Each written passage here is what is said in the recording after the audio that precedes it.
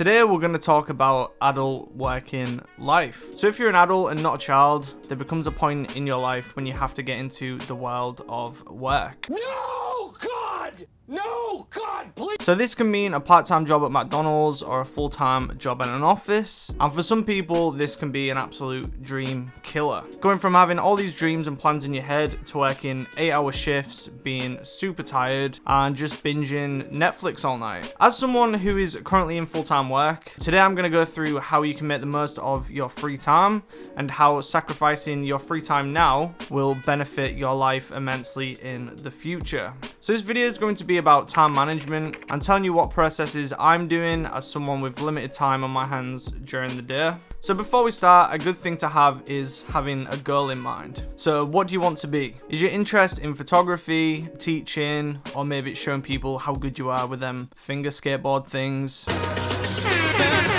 Generally, what do you want to be? For me, what I'm doing with this channel is teaching people how to produce music and hopefully inspire some younger and older people to start making music from the bedroom. It helps a lot if you can draw inspiration from someone you've seen online, whether it be another influencer or just someone in your space doing something you'd enjoy to do. Don't worry too much about trying to make something completely new. And if you are new to making content altogether, I can't put an emphasis enough on just getting started. When I first started, I was literally using the front camera of my iPhone, which at the beginning looked pretty bad. Whereas today I'm using an actual camera. Needless to say, the quality has gone up a lot, but still my highest viewed video at this time is with that crappy iPhone camera. So this shows the mentality of just getting started. Don't worry too much about how cringy you're going to be. Even your favorite influencer was like that at some point. And truthfully, the only difference between you and them is that they started. So I'm going to go through what my planning looks like. So I'm going to go under the assumption that you have a 9-to-5 job or just working within that time frame. So it would go like this. So you wake up at 7 a.m,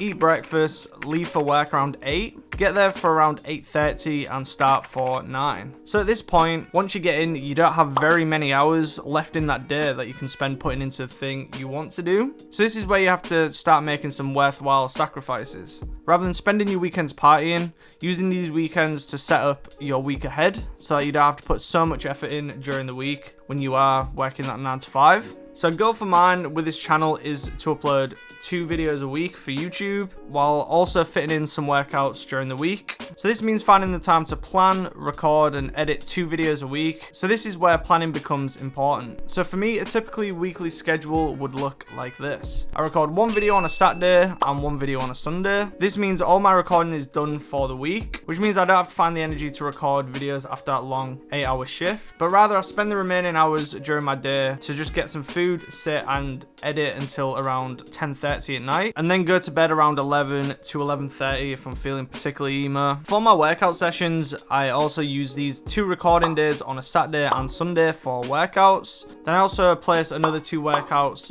just throughout the week randomly. So this is maybe something to consider if you are also wanting to do a hobby alongside your actual project. So say for the typical person, you get in at 6 and then you go to bed around 11.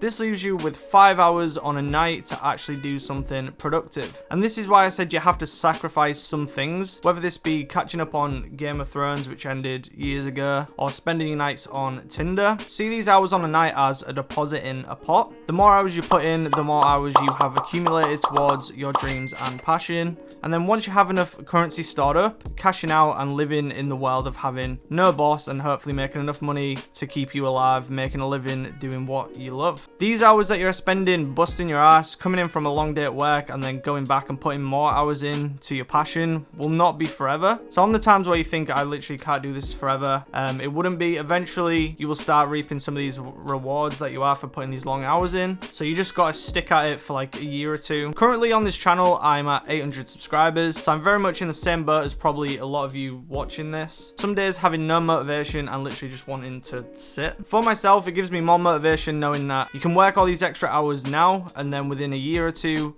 be able to work for yourself, rather than spending the remaining years on the earth complaining that you hate your job and not seeing an end in sight. 2 years out of your life to set you up for the rest of your life seems like a pretty good investment to me. So this is why having a schedule is vital. And if one night you have no energy and you just want to take a night off and just eat a pizza, do it.